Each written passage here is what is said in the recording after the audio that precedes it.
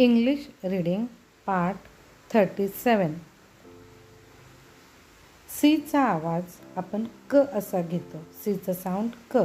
CA cat, CU cup, CO cot. तर आपण पाहतो या तिन्ही शब्दांमध्ये आपण सीचा आवाज क असा घेतो, परंतु सीच्या पुढे ई, आय किंवा वाय हे अक्षर येतात तेव्हा सीचा आवाज स होतो. परत एकदा पहा. CA कॅट, CU क, CO कॉ, CE सेल, CI सी, CY सी. लक्षात ठेवा, सीच्या नंतर जेव्हा ई, आय किंवा वाय येतो तेव्हा सीचा आवाज क न राहता तो स बनतो. आता आपण काही शब्द वाचूयात ज्यामध्ये सीचा आवाज स येतो. Word reading. शब्द आणि त्यांचे अर्थ वाचूयात. सीच्या पुढे आय आलेला आहे म्हणून सीचा आवाज स. सिटी, सिटी म्हणजे शहर. सीच्या पुढे ई आले म्हणून सीचा आवाज स आणि शेवटी ई आले म्हणून अगोदरच्या स्वराचं नाव डाईस, डाईस म्हणजे फासे. सीच्या पुढे ई आले म्हणून सीचा आवाज स आणि शेवटी ई आले म्हणून अगोदरच्या स्वराचं नाव, एचं नाव ए. फेस, फेस म्हणजे चेहरा. लेस, लेस म्हणजे नाडी, शूजला बांधतात ते.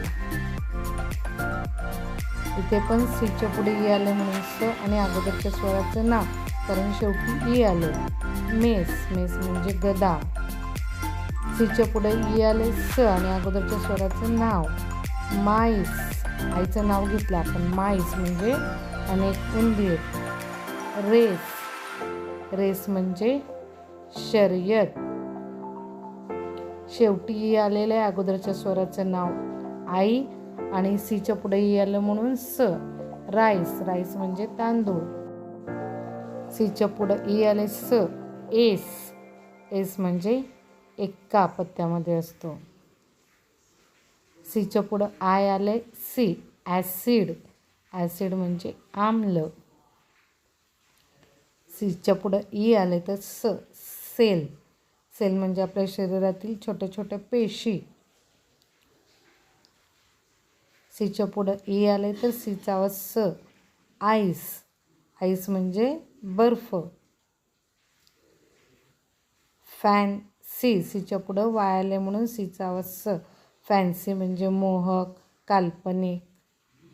सीच्या पुढे वाय सी. सिस्ट, सिस्ट म्हणजे गाठ.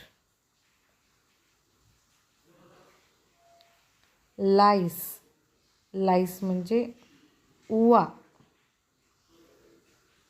केसांमध्ये होतात या. साईट, साईट म्हणजे उदाहरण म्हणून देणे. सेंट, सेंट म्हणजे डॉलरचा 100वा भाग. Thank you. Learn English reading easily.